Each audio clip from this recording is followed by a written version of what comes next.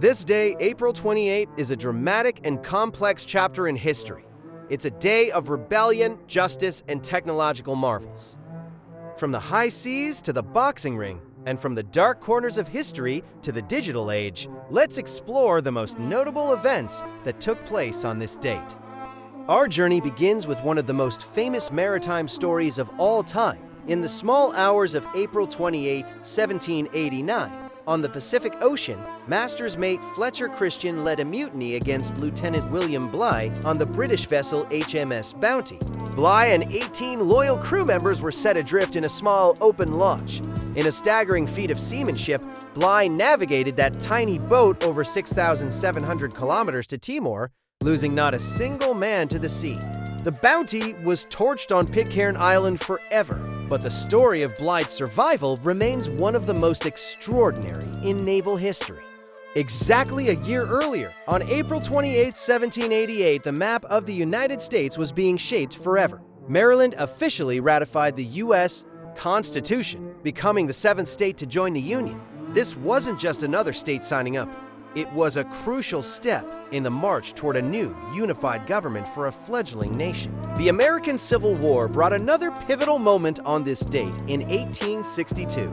Union Admiral David Farragut captured New Orleans, Louisiana, a major Confederate port.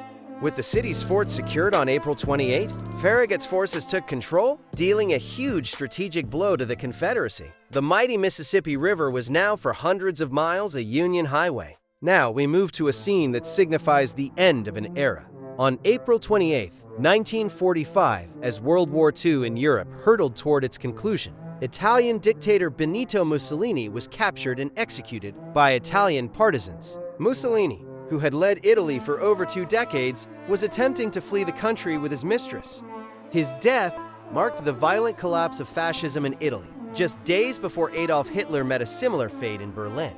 For a true act of individual conscience, we look to April 28, 1967. At the height of the Vietnam War, heavyweight boxing champion Muhammad Ali refused induction into the U.S. Army, citing his religious beliefs and famously stating, "I ain't got no quarrel with them Viet Cong." He was immediately stripped of his boxing title. Ali was banned from the sport for 3.5 years, sacrificing his career at its peak, a decision that transformed him from a sports legend into a global icon of principled defiance.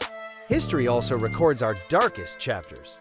On April 28, 2004, the CBS program 60 Minutes 2 broadcast images of prisoner abuse by USS troops at the Abu Ghraib prison in Iraq. The shocking photographs depicting the brutal and degrading treatment of Iraqi inmates sparked an international scandal. The event ignited a fierce global debate on torture, military conduct, and the ethics of the war on terror.